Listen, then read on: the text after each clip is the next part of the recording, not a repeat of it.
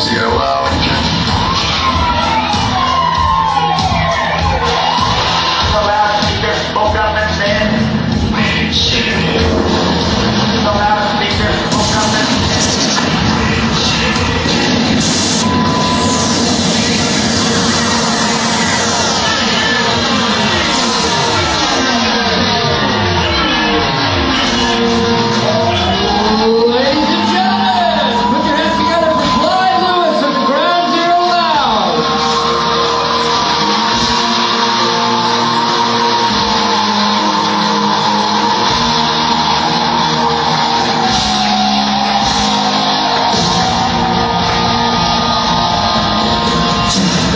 Coming out to the Ground Zero Lounge, I'm Clyde Lewis. We're very happy to be here tonight. We'd like to thank ideocast.com for broadcasting us tonight. Give them a big round of applause for their support. Also, Frank here at Dante's. Get loud for Frank, too. Want to also thank a number of people. MediaMonarchy.com. They also post this show. Very happy to have them on board. And also, we'd like to thank GroundZeroTotalRecall.com for giving us the opportunity to broadcast some of the old Ground Zero shows that have been classic shows since the turn of the millennium on down. And also Bill Kuntz, and I give him a round of applause for videotaping the shows. Google.com. You can Google us. A couple days usually gets the shows back up on the air if you want to show some friends or if you want to demonstrate them. Also, we put them on Ideocast. We are everywhere on the internet right now. I'd like to say hello to some of our fans in England. They have been writing us saying they really enjoyed the shows. People from all over the country really enjoying these shows that we're doing here at the Ground Zero Lounge in Portland, Oregon. One of the things I want to bring up, if you guys remember, I guess it was a few weeks ago, actually no, it was November. Back in November we did a show here at Dante's called Bloating in the Dead Pool. It's a show about Osama bin Laden and whether or not he was dead. We had declared him dead here at the show. People thought I was crazy for talking about Osama bin Laden, but I had said, right before or immediately after the inauguration of Barack Obama, we will start hearing about Osama bin Laden again, and when we do, we will find out that he's either dead or something's wrong with him. Well, certainly, if you go to MSNBC.com, or if you go into a Google search engine, you type in Osama bin Laden, what you're going to get is you're going to find out that the CIA, after listening to one of his quote-unquote tapes, that he sounds like he has a lung problem, that he's dying. Okay? And see, here's the story. The story comes down. The story comes down now. We had the story back in November here at the Ground Zero Lounge. Already thinking about it, already prepared for the revelation. It's like I put in the caption that I wrote. I said, "Give us a break. Please give us a break." This is something that I knew was just going to come right before.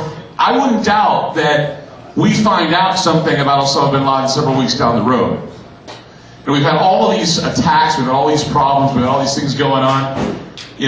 It's not from the terrorists now. It's from big people like Russia and China and North Korea and South Korea are all at each other's throats. And we're having these turmoils going on. Tonight we're not going to talk about those things because we have talked about them weeks before and you'll start seeing them transpire. That's the thing about Ground Zero is that we talk ahead of the curve. We don't talk behind, we don't report as it's going, we report what you're going to be seeing. Tonight, this show is going to be a little bit esoteric because we do talk about esoteric paranormal things. We take a look at politics and we try to make them a paranormal spin. That's what we do. And it'll make your mind go, woo, you'll freak out about it. But you're going to think about this shit. When you think about it, you're going to say, hey, didn't we talk about this at the Ground Zero Lounge? Something going on, something weird happening? Tonight's show is called Amun-Ra and the Heavens Opened. Amun-Ra is not Pig Latin for ramen. It is the name of an Egyptian god. Okay? And the reason why I'm going to talk about it is because, well, you'll find out why I'm going to talk about it. It's kind of something that, it's kind of an esoteric subject. We had talked many times at the Ground Zero Lounge about these gods. We talked about Sirius. We talked about Dagon and Dogon. And we talked about all these weird gods that the elite worship, or at least they believe in, these mythological beings. Well, there's another god, actually, who came to Earth supposed to be another alien god who spoke of a binary solar system around whom the Egyptians and all subsequent Hermetic systems constructed their elaborate and obsessive religions. Now, this god destroyed the non-believers, and those who were frightened fell to their knees and paid homage to this alien god from the sun. His name was Amun-Ra, the sun god. And Amun-Ra, the sun god, existed before all the other gods. And it's part of the mythology, and there's a reason why I'm bringing this up. Many people who've been to Ground Zero lounges before will know why I'm bringing this up, because of what's going to happen tomorrow. The inauguration, or the coronation, depending on how you look at it. Like much of the ancient Egyptian history, the history of worship and meaning of Amun-Ra was lost until recent times. He was called Amen-Kem-Atef, or the great serpent or dragon god from the sun. He was worshipped coincidentally after a great sunstorm between 2500 and 2000 BC. The explosion from the sun, this coronal ejection from the sun, killed many people, set fire to a lot of things. Rivers turned to deserts, blood in the oceans. Moses was parting the Red Sea. All these things, all this stuff comes from the same mythologies of a strange being from the heavens that came from the sun named Amun-Ra, who did this to the Egyptians, freaked them out. They all worshipped this god. And he is actually a destructive god. And the religious history also says Amun-Ra, being the sun god, the lord of the sky, the king of the Egyptian world, perceived as a primeval deity present in chaos of the creation of the cosmos. He had blue skin, like most aliens do. He had blue skin and has been depicted in several forms, including the golden ram or the golden calf. We've heard the story of the golden calf, right? Moses, the Old Testament, the Jews, they all talk about this stuff, right? This isn't a religious thing, this is a historical thing. I know many of you say, oh, don't talk about religion. Well, you got a little bit of religious background, a little bit of historical background. You got to know this stuff to know where beliefs begin and where they end. Okay? And I've got to give you this background so you know where we're headed. What's going on with this? Amun-Ra also shares the same attributes as Molech, Marduk, and Baal. Moloch, of course, is the Phoenician deity that many believe is worshipped by our leaders of Bohemian Grove ceremonies. How many people know about Bohemian Grove by applause? A few of you. A lot of people don't know this, but the elite get together in the spring and they dance around this big idol in the middle of a California forest. They dance naked, they wear robes, and they burn effigies of children at the foot of this statue. It's a real weird satanic ritual, and they do it. If you don't believe me, you can look it up. It's called the Bohemian Grove, the Bohemian Club. It's a huge 60, 40-foot owl, and they do this weird type of ritual around it. The Manhattan Project was conceived at Bohemian Grove, where they decided to drop the atom bomb. They do a little ceremony called the cremation of care, where they actually have an effigy of a child, which is dull care, which they burn, which basically, we are above caring about anyone else because we're the leaders of this world. Go ahead. I was just going to mention the Hindu deity Rama is also depicted as having blue skin. It just struck me as interesting. Interesting. Amun-Ra. Okay, good. Rama, Amun-Ra. It just shows you that a lot of the deities share a lot of the same attributes. But this deity, this Amun-Ra deity, existed long before God did. The word Amen, according to Oxford English Dictionary sources, means certainty or truth. In the symbols and legends of Masonry, take a look at Freemasonry, it's stated that Amen, or Amen, is the great unknown God of the sun, the true master whose name is an untranslatable word, the same in all languages as the name of the great God of Egypt. In the book of Revelation, chapter 3, verse 14, God is also called the great Amen. So the question is, could there be a secret about the gods that we don't know? How many people in this audience consider themselves to be Christian by applause? 1, 2, 3. Hey, Jews? Jewish? By applause? Okay, 1 Jew. Any Muslims in the audience? Any? No? Okay. Discordians. Hilarious. Yes, you people.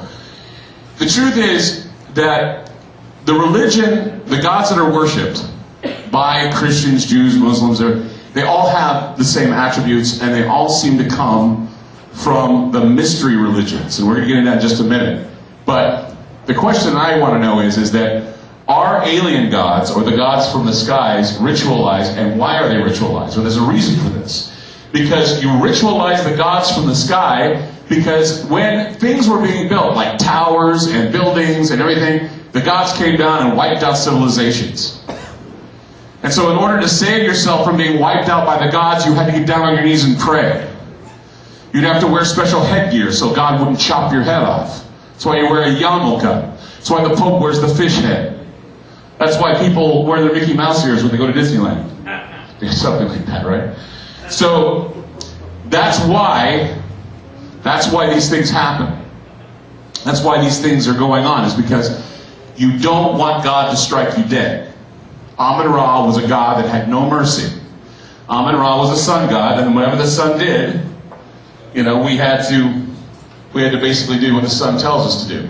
And the question is if we can take a look at the gods as metaphors, are we able to pattern the future and see what's going to happen? I think you can. And the reason why is because one of the things that really pisses off Christians, Jews, and Muslims is they don't know that their religion is nothing more than a hand-me-down or a jigsaw puzzle made up of other religious groups. And so we're fighting amongst ourselves for a bunch of bullshit, really. Because where there are pieces here, pieces there, every religion is false and every religion is true at the same time. There, somebody applauded that. They're full of metaphors, fantasies, and facts. You have to basically decide what are facts, fantasies, and metaphors. You should not take the Bible literally. George W. Bush even said that. Even though Jesus Christ is his right-hand man, right? He told everybody to get elected. Jesus Christ, my right-hand man. Then when they asked him, so should people take the Bible? No, we shouldn't take the Bible literally. So George W. Bush talks out of both sides of his mouth, of course.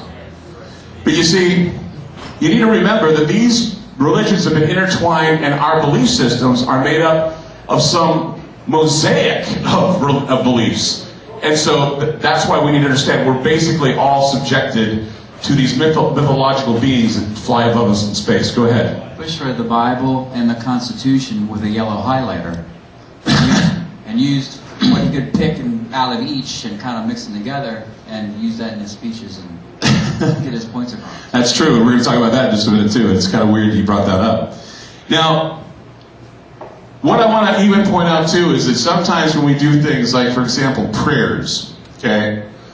Prayers are another thing that really, really, really get under my skin, because how many people, we're going to talk about the inauguration in just a minute, but how many people have heard we need to have prayer in school by applause? What? Prayer in school? I mean, can anybody hear about that? They get all pissed off about it, or having the Ten Commandments in a judicial type of setting, or the pushing religious values in the state system, which is wrong, okay? The reason why I say it's wrong is because not only when you're playing with prayers and you're playing with gods, you have to play with the demons too. Demons and gods play together. They don't always get along, but they play together.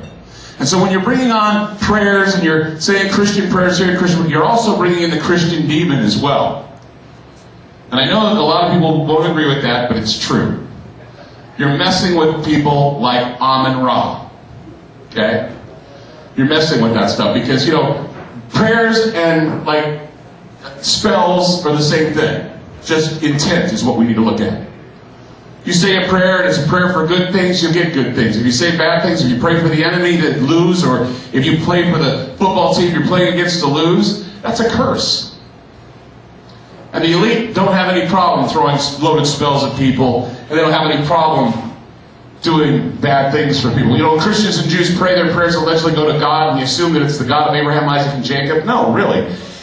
It's God, and then whoever they insert as their mediator. In the Christian case, it's Jesus Christ. And then they end in the name of Jesus Christ, amen, or they say, in his most holy name, amen, or amen, or whatever. What you're doing literally is you're praying to God, the mediator, and the devil all at the same time.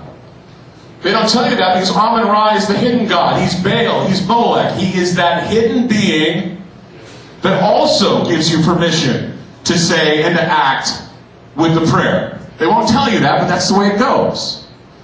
Amen is in every prayer. Amen is shouted out when somebody says something you believe. You go, amen, or amen. People say, oh, that's the truth. No. You're shouting out to an Egyptian god, a very, very dangerous Egyptian god. The word amen is the ending, or the word that usually ends the prayer. It is the final word. Many say that the word means so be it. Others claim that amen is used to consecrate the words as eternal truth. As it is used to describe that which is most holy, the context can fall short. Amen is more than a formal sign-off. It has an even deeper meaning. A meaning that is connected to an occult or hidden god. And there are some very interesting times ahead, and we shall put them to the test. The power of words are being put to the test in the show, and we're going to demonstrate how the power of words work. And and their hidden meanings and what they do. Now, there are many reasons why I bring this up tonight. One of them is with the subject of the prayer that will be offered at the presidential inauguration tomorrow. The controversy surrounds Pastor Rick Warren of the Saddleback Church. We've talked about Rick Warren here at this Ground Zero Lounge to tell you what kind of man he truly is and where he stands as far as being a Christian. Now, he says that he's a good Christian, but there are a lot of things, a lot of skeletons in his closet. The question is, should he pray in the name of Jesus? Yes, he should. Why? Because that is the rule. If you're going to give a Christian prayer, you better use the word Christ in that prayer. If you don't, then it doesn't go to God, it doesn't go to Christ, it goes to Amen. It goes to the devil, it goes to Baal, it goes to Molech, it goes to the hidden God. Okay? And I know this really is kind of new to you, but it's true. If you play by the Christian rules and Warren does not use the name of Christ, or even if he inserts some secular view in the prayer can accidentally become a curse. And the use of the word Amen without Christ in the prayer could invoke what is known as the unknown or hidden God. This perverts the spirit of the prayer using secular secret societal code. But one thing about Rick Warren is he's not above using secret societal code in all of his thoughts. He's written several books where a lot of Christians have criticized him, saying he's using a lot of secular views in his books. One thing is he's got a book called All Things Are One. That is a Hermetic idea. That is not a Christian idea. They're believing that Rick Warren, what he's doing is he's basically spreading a secular gospel. Not a gospel that is Christian, but a gospel that has the appearance of Christianity, but in reality, what he's pushing is he's pushing worldly government views on people. Actually creating an ecumenical church, or an ecumenical brotherhood of people who say they believe in God, but it's not the same type of God, or Christian God, or Jewish God that people are used to. They feel kind of weirded about it. Yeah, he's praying at the inaugural tomorrow. He'll be doing the prayer at the inaugural tomorrow, which is interesting. Rick Warren is a member of the Council on Foreign Relations, the CFR. Maybe you'll know what the CFR is by applause? A few people. Council on Foreign Relations is a group of elitists that get together and basically plot out what you are going to be doing for the next couple of years. No, the choices you make are not your own. They make the choices for you. You have to follow along and keep in line with that. Otherwise, you may starve to death or you may not make money. The economy's crashing. Well, that's because the CFR gets together and decides that's how it's going to happen. Wars break out. CFR gets together. They decide who's going to die, who's going to live. Global warming, all about CFR. CFR decides which countries are the ones that are wasting the money and which are not following through, and they basically call on them, and they either have wars or they have disputes. The Council on Foreign Relations, many people that are in government are members of that group. They are a secret society. Barack Obama is a member of the CFR. That's why, well, he is. I know you say he isn't, but he is. He's a member of the CFR. So it's really Hillary Biden is? Yes, he is, I know. A lot of these people are members of the CFR. The Council on Foreign Relations announced its intention of using their chosen puppet leaders in evangelical communities to bring about their scheme of a united global order under a cult theocracy. They want to create a worldwide religion that has government as its helm. They're going to initiate this within the next 4 to 5 years. They have to. We're going to get into why they have to. They have to because our belief systems are going to change. We're going to hear about things that are going to change our lives and change our belief systems. When they say the change is on the way, it's not just government, it's not just the economy, and it's not just healthcare. It's mental, emotional, and spiritual change as well. You're going to go through. How many people have heard that Barack Obama is going to deliver us from all of our problems by applause? Anyone? Few? I'm sure you all have, right? I mean, he's the Messiah. They say, oh, he's the one. He's the one that's going to bring us all back to normal. All of their hopes and dreams are being placed in Barack Obama. There's a reason why. It's not world communism. It's going to be world ecumenicalism. World ecumenicalism is going to start here in the United States, and the European Union is going to run it. Because all of the religious belief systems are going to be brought from Britannia over to the United States. It's going to be one big happy family. That's what it's going to be. One big happy religious family. Their agenda is to bring about a global spirituality, one that appears to be Christian and mingles Luciferian concepts. The CFR spiritual model of unity and diversity is the model that holds the Jesus that Jesus is only one of many religious ways. The themes out of the new global singularity include, or spirituality include, all things are one and as above, so below. Terms are associated with Hermeticism and ritual magic, not Christianity and not God. They say one God, God is nature, God is man. We are the ones that rule our own destiny, not some strange God. That is what they're going to say. And believe me, it's a lot easier to believe that there's more to you running the world with your own destiny than believing in some strange hairy thunderer in space. But of course, the hairy thunders of space are going to be revealed to us in the next 3 to 4 years. That's going to be another surprise for you. There is life out in space. They're going to be announcing that soon. And they will. The problem is not whether or not Warren's going to say anything about Jesus. The problem is whether or not they're going to allow, or the CFR is going to allow him to say the prayer in the way they want him to say it. What I'm getting at is that most of the time when you see an inauguration, or when you go to some special get-together where the presidents and the rulers all get together and they say their things, they start declaring a lot of mumbo-jumbo that you know nothing about. They start using phrases and terms, and you're like, oh, what did he say? What did he mean? What was that? And I'm hoping Obama doesn't do that. I'm hoping that Obama can be articulate enough to not use phrases that will come back and bite him in the ass, if you know what I mean. Now, I believe that ritual magic and causal engineering is real. I believe that there are just as many black magicians working in Washington as there are working in Hollywood as there are working amongst us right now. And certain words, phrases, and connotations and invocations do bring about things that happen like that. Now, if you don't believe me, I'm going to give you an example of how that happened. Back in the first inaugural with George W. Bush, nobody remembers his speech, but I do. He got up and he said, "There's an angel that rides in the whirlwind that directs this storm." Yeah, somebody remembers that. He said, "Don't you know that there's an angel that rides in the whirlwind that directs this storm?" Don't believe me? Look it up in his speeches. He said it twice. Now, I looked up what the angel in the whirlwind signifies. The whirlwind, according to ancient Old Testament and Jewish folklore, is the wind of Moriah, or the wind of war, death, and pestilence. The angel that rides in the whirlwind, there are several depictions of the angel that rides in the whirlwind. One is Metatron, and the other one is Lucifer. Lucifer rides the angel, he is the angel that rides in the whirlwind, and he directs the storm of death, pestilence, and war. George W. Bush declared from his inaugural stand that war was going to come upon the United States. And there's something else too. Go ahead. I was just wondering... Get right on the microphone, please. Oh, I'm sorry. There you go. I was just wondering, these speeches that are in front of everybody, why do these people have to actually present these questions or these descriptions in front of everybody in these speeches? Why can't they make these prayers in private? And they do make them in private, but they also want to send signals and messages out to those who are listening who, like, they want to plant the seed. So you have to make, in order for something to be important, you have to do it in front of a lot of people. So not only are you planting the seed for those who don't know subconsciously, but you're planting the seed for those who do know, who have the ear that know how to interpret it.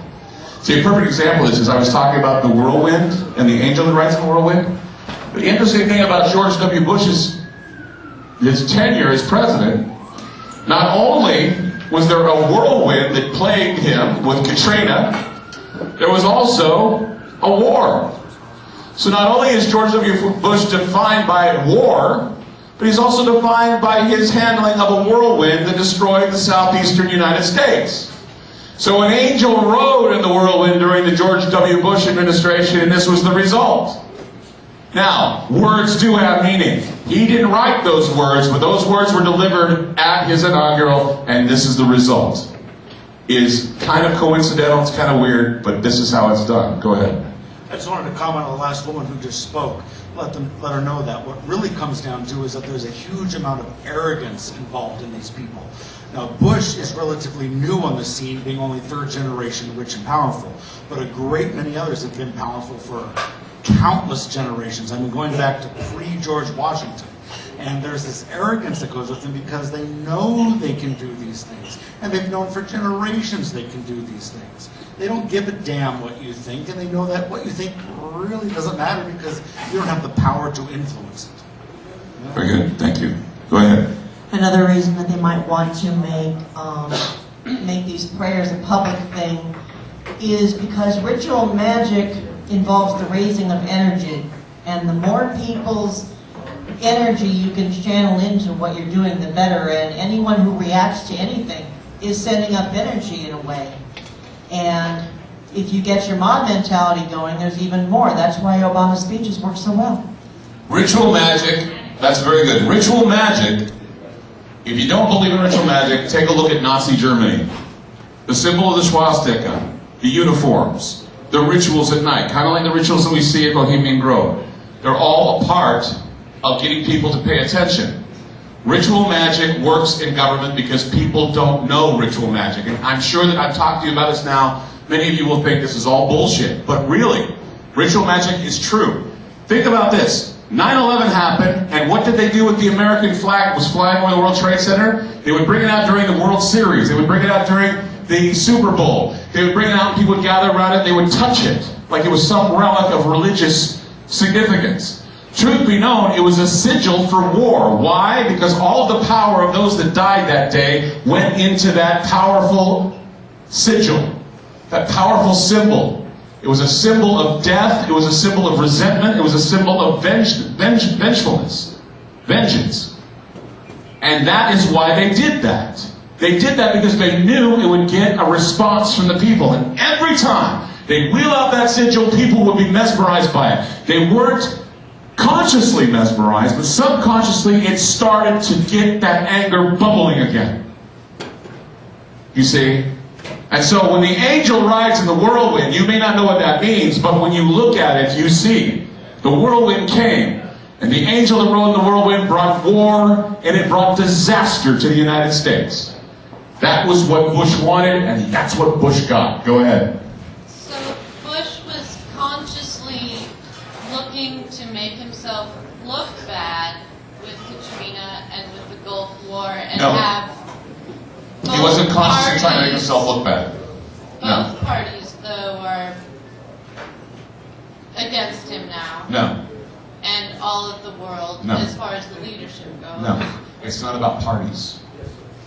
But the leadership that we see is But it's not about in parties. control. No. It's not about parties. Okay. It's about fucking with you. That's all it's about. They're in a position now where they don't care about red state or blue state. They tell you to care about it, but you're not aware of what they're doing. It's an agenda. Barack Obama is the inheritor of this on purpose. Yes. That's what you're saying. He is, yes. Okay. Very good. Thank you. Yeah, that's what he is. He's inheriting it. Yes, and inheriting it means if he decides to magnify it and compound it, yes, he will have the same problems.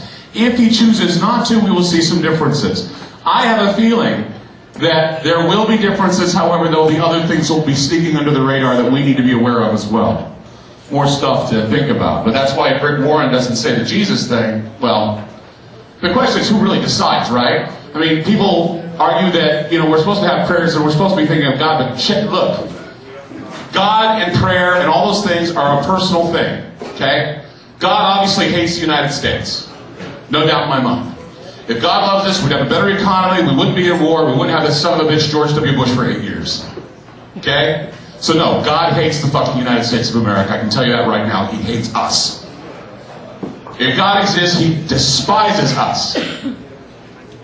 So whatever's being said is null and void, and if Barack Obama is the one that's supposed to bring us back to whatever it is, whatever God favors us, then fine. But you know what?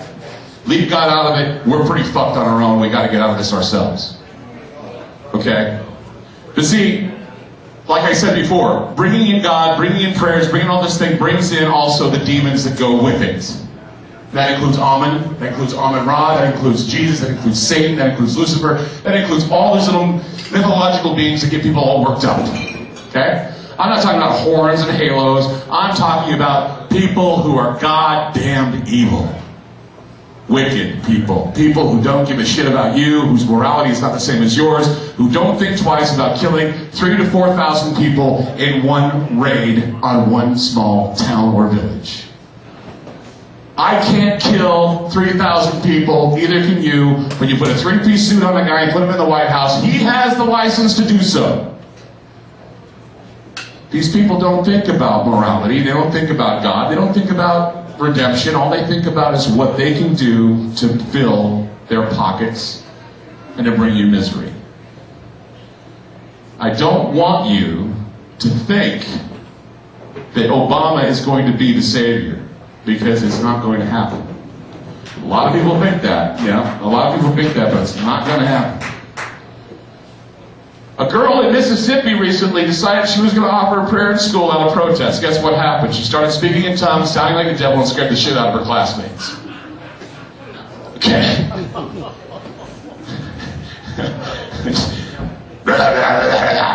You know, I guess about her head sped around, she threw up on everybody. No, and this girl says, I was talking to Jesus, I wasn't talking to God. I was talking to the devil. But the kids were scared to death, and she started telling everybody in her classroom who was going to die and when. Now, you know what? If I heard that, I'd want to go home too. You know, I wouldn't want to be there. So who did she pray to, really? Who knows? But she got the wrong connection. The switchboard kind of plugged her into the wrong thing. She got a wrong number.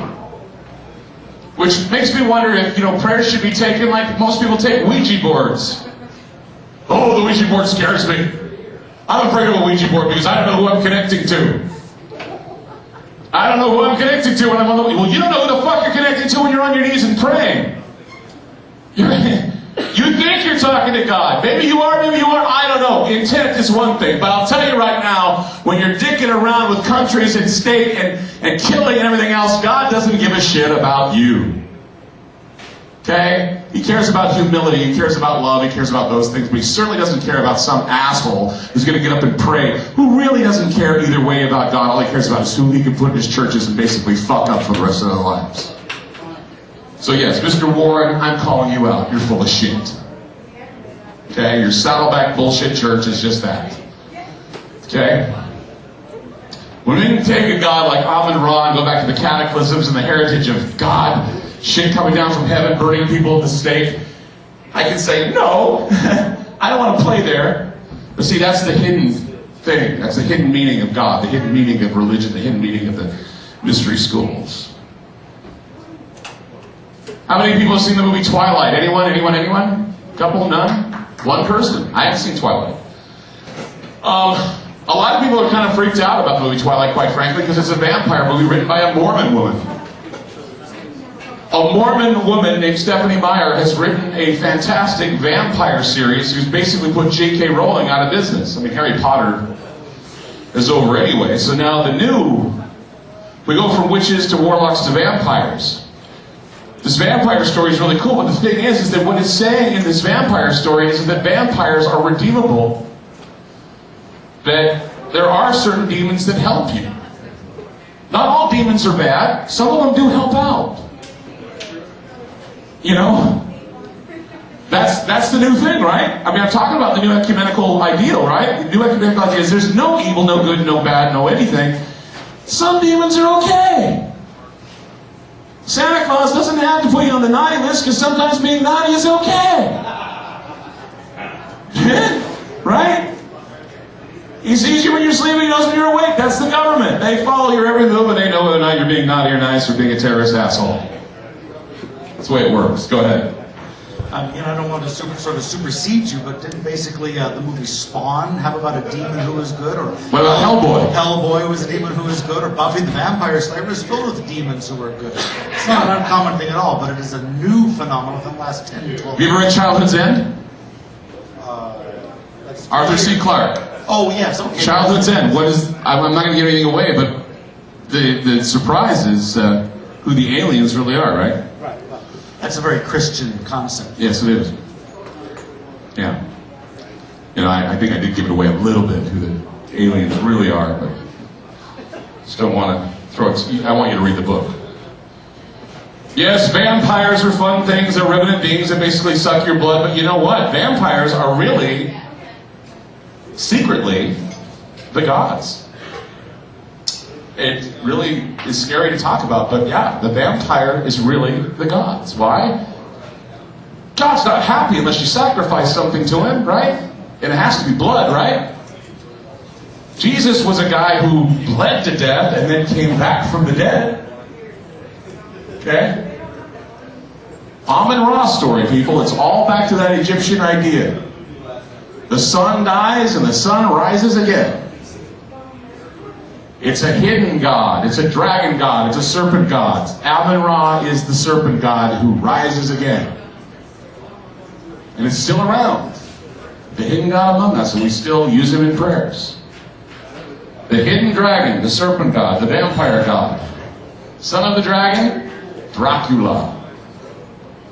Dracula, if you translate that from Romanian, it's the son of the dragon.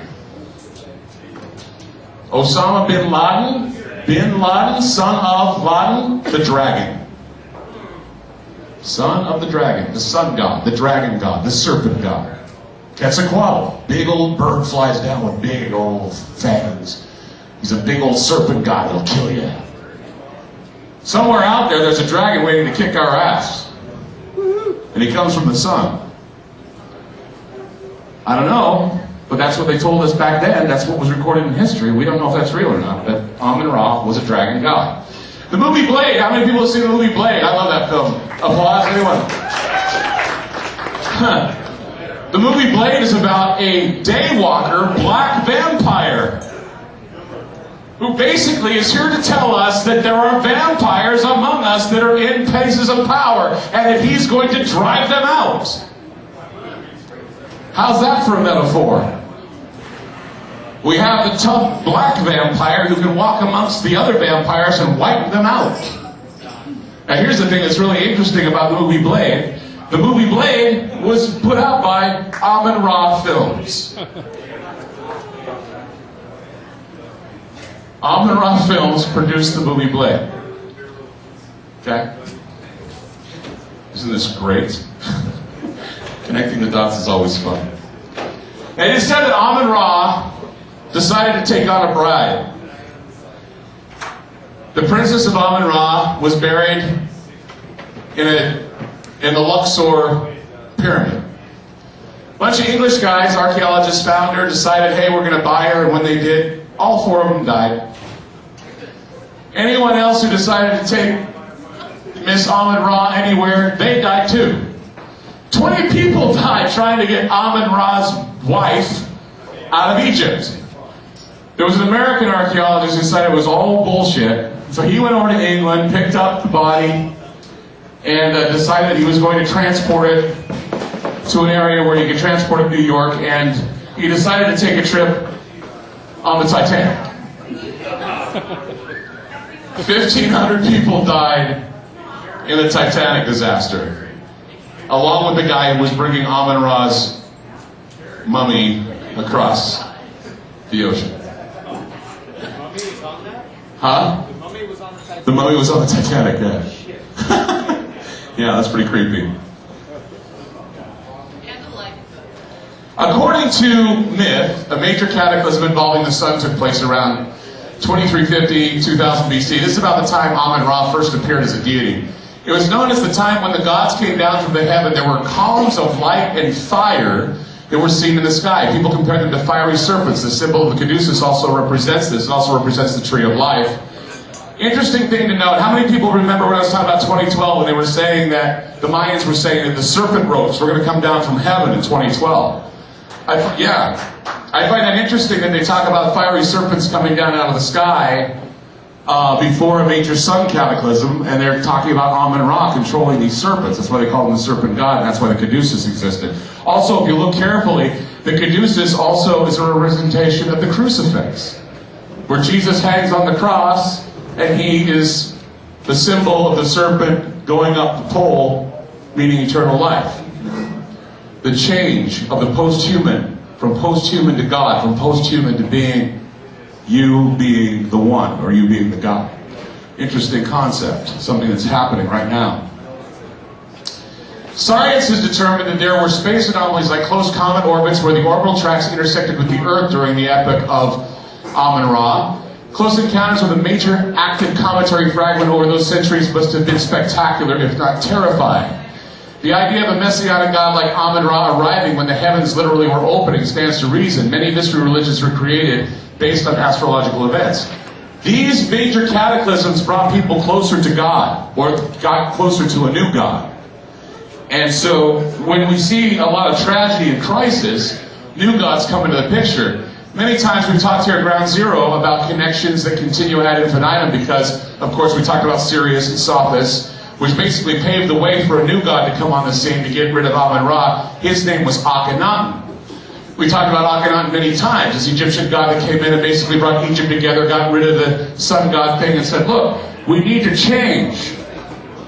We need to change these things. And he did. He changed the kingdom. Brought a new god to Egypt. Well, there are a lot of people in the occult realms that are claiming that Barack Obama is the new reincarnated Akhenaten.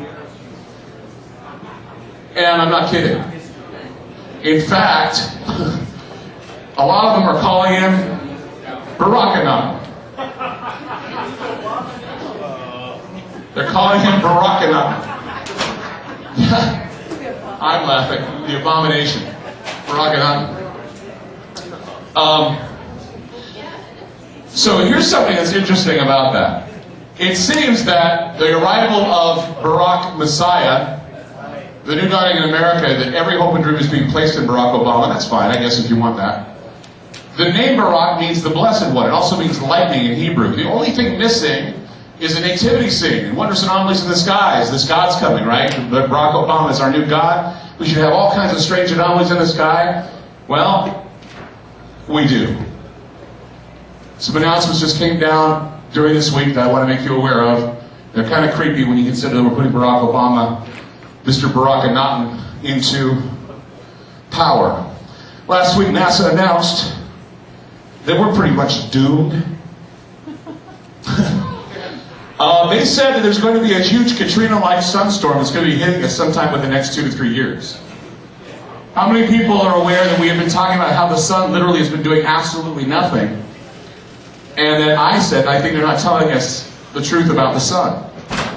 The sun's about to pounce on us, people. We're about to have the same type of hit that happened back 2000 BC during the times of Amun-Ra. They're saying that there was a sunstorm that hit us back in 1859. It wasn't that bad of a deal, but it did cause fires on the Earth. The problem we're looking at now is all the satellites that are in space, all the space stations that are in space, all the things that we rely on for communications and for broadcasting, it's going to be taken out if this sunstorm is as big as they're predicting.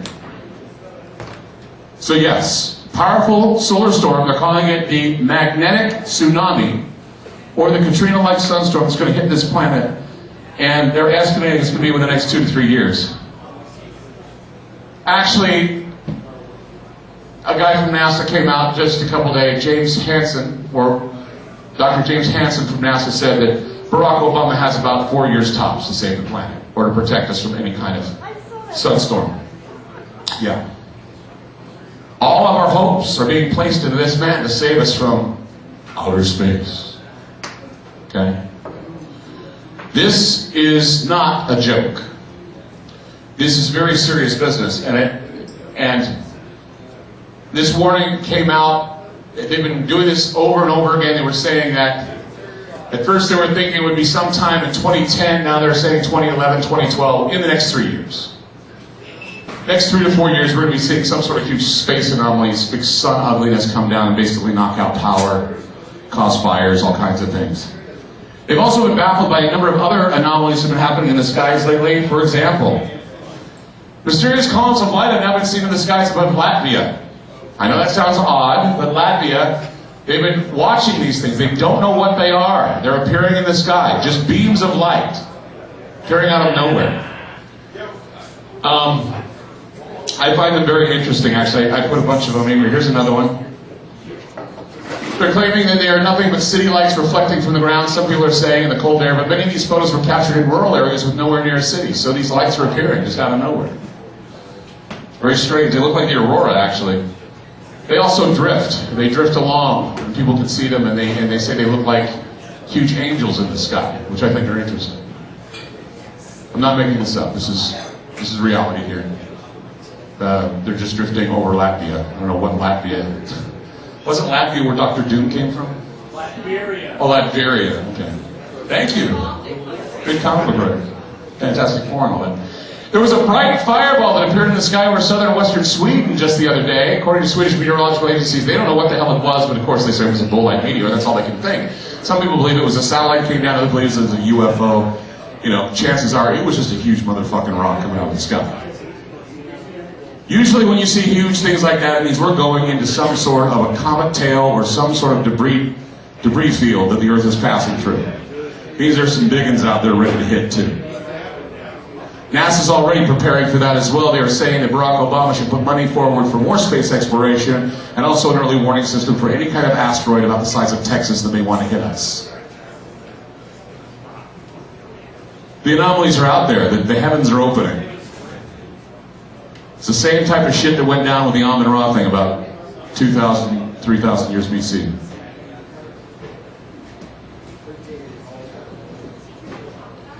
Mystery roar in Space Detective. This is from space.com. Scientists are hearing something that sounds like a monster roaring in space. They don't know what it is and they can't turn it off. Now, while there's a vacuum in space, you can't hear anything. There are radio signals that go through space and hissing and hums, but this is something that they haven't been able to detect. Yeah, it is scary. I know, they don't.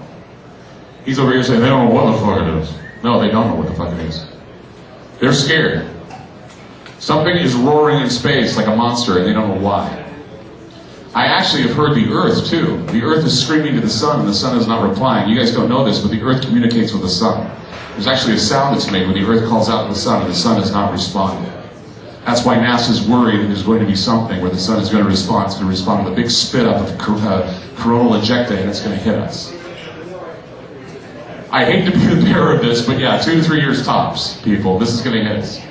And when it does, man, your communications, satellites, everything, you're going to go bye-bye. It's obvious that the universe is in a transitory state and the new and interesting revelations are about to occur. The hidden things will become visible.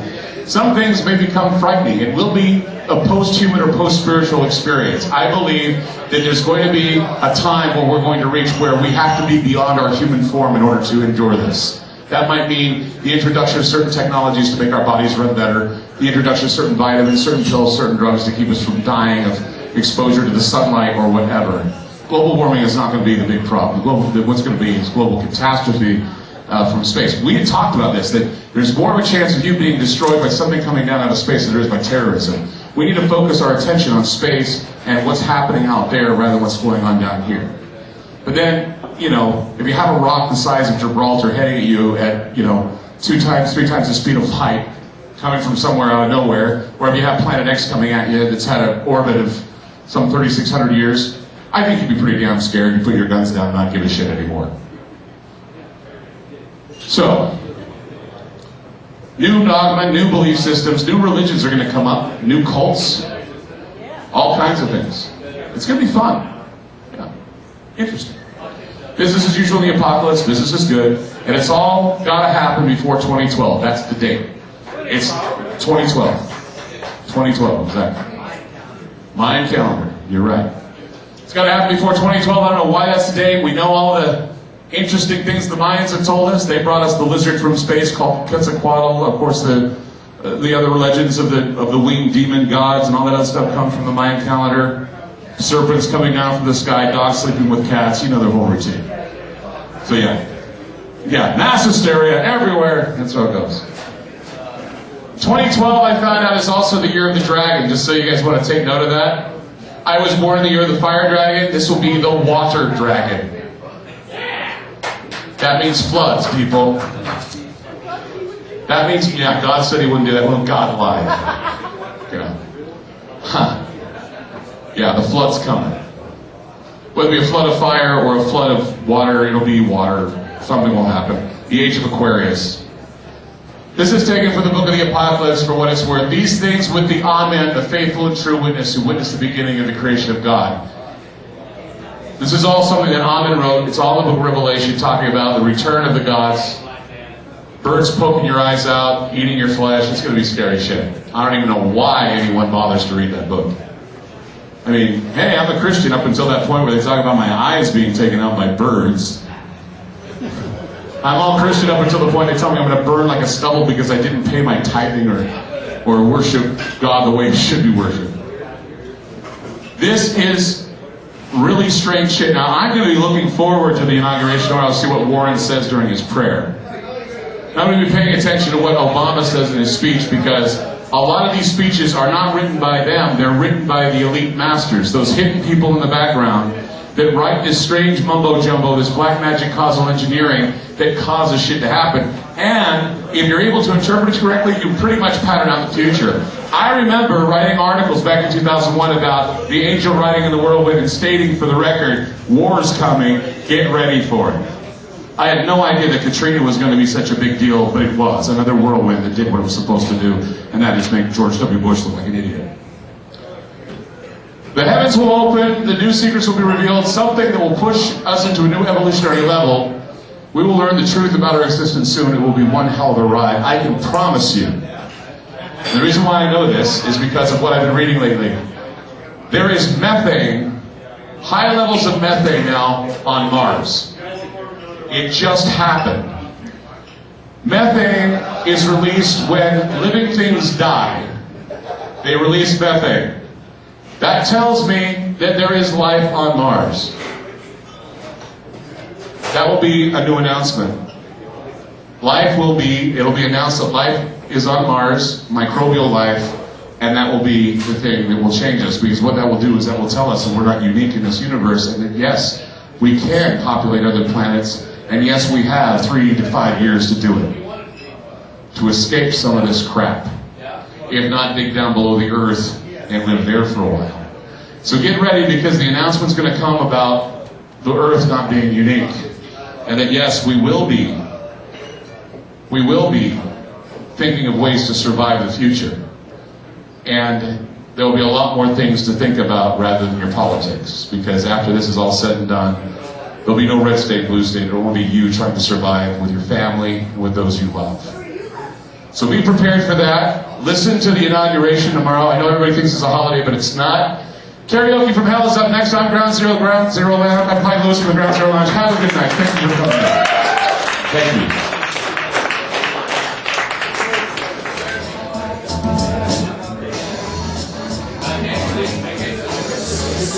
Clyde. Is that bad, Mike?